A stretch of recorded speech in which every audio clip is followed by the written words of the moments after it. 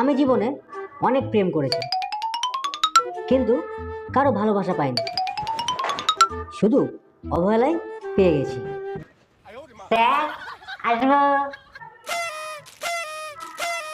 হ্যাঁ হ্যাঁ, আসো আসো, আমার ঢ্যামনা ছাত্র, আসো আসো, বসো, এখানে বসো।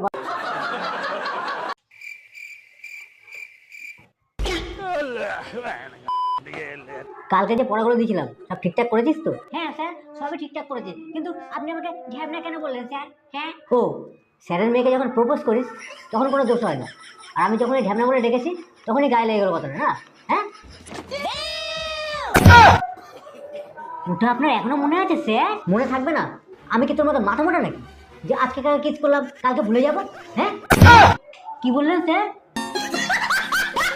তোকে বুঝাবার জন্য এর থেকে ভালো কথা আমার আর ডিকশনারিতে নেই, ঠিক আছে? বেশি কথা না বলে কালকে বাড়িতে কি পড়া করেছিস বইটা বার কর, লিখে দে তো, দেখি কি পড়া করেছিস কালকে বাড়িতে। হ্যাঁ, এই নিন স্যার বই।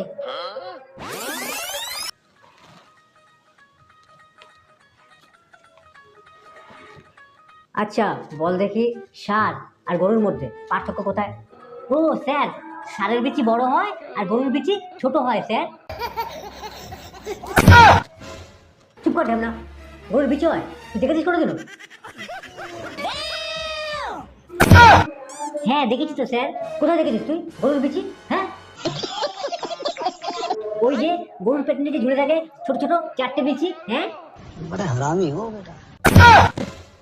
আরে ঢ্যামনা, ওটা গরুর বিচি না, ওটা হচ্ছে গরুর দুধ। উফ, ও ওটা গরুর দুধ স্যার, আমি তো ভেবেছিলাম ওটা গরুর বিচি। হ্যাঁ হ্যাঁ, তুই তো এইসবই ভাববি। সারাদিন বাড়িতে পড়াশোনা করিস নাকি শুধু মোবাইলে পানুই দেখে বেড়াস? হ্যাঁ, পানু? পানু আবার কি স্যার?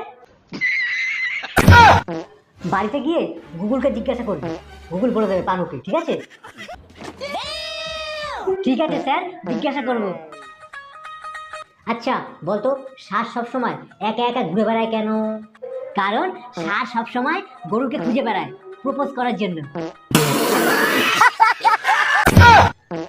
চুপ কর ঢামনা, এই ডান্ডা দেখেছিস? ডান্ডা কেলি পুরো ঠান্ডা করে দেবো বলে দিলাম একদম।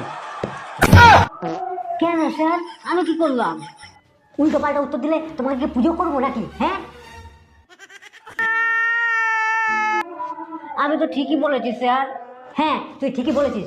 হ্যাঁ, এই নে তোর বই ধর, আর বাড়িতে গিয়ে একটু পানু কম দেখে, হ্যাঁ, বইটা ভালোভাবে পড়, বুঝতে পারছিস? নাহলে জানা দেখেছিস কেলি পুরো পাছা লাল করে দেবো বলে দিলাম একদম। देखा आपने लापरवाही का नतीजा है। ঠিক আছে স্যার, কালকে ভালো করে পানু দেখে আসবো। কি বললি? না মানে স্যার, গরুর রচনা পড়ে আসবো। যা এখানে বিদায় ঢ্যামনা। ঠিক আছে স্যার, যাচ্ছি।